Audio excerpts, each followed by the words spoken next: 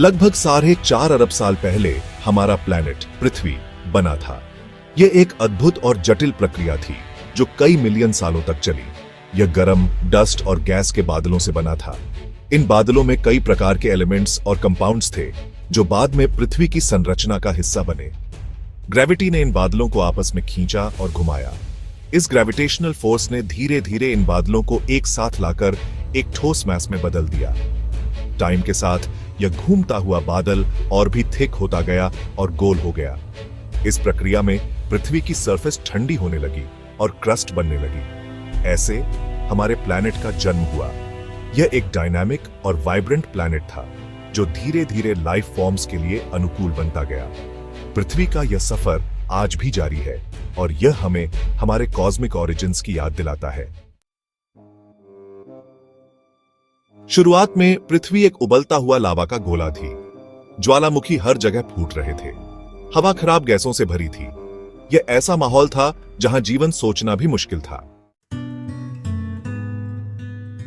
लगभग 3 अरब 800 करोड़ साल पहले पृथ्वी ठंडी होने लगी, समंदर बनने लगे। इसी टाइम लाइफ का पहला रूप एक कोशिका वाले जीव पृथ्वी पर दिखे।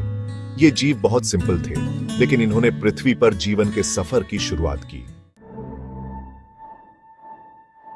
केमिकल से लाइफ का बनना, लाइफ कैसे बनी, यह अभी तक एक राज है। साइंटिस्ट्स इसे अजैविक उत्पत्ति कहते हैं।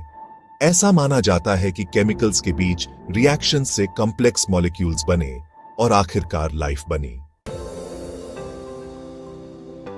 एक कोशिका से इंसान तक यह एक अद्भुत यात्रा है जो जीवन के रहस्यों को उजागर करती है।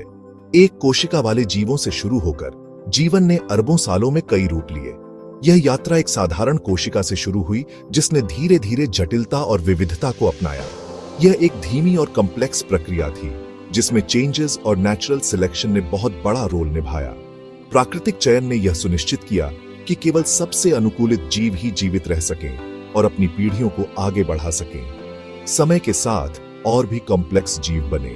मछली, एम्फिबियंस, रेप्टाइल्स, डायनासोर्स, पक्षी और स्तनधारी। हर एक प्रजाति ने अपने वातावरण के अनुसार अनुकूलन किया और विकास की इस यात्रा में अपना योगदान किया और आखिरकार इंसान का जन्म हुआ।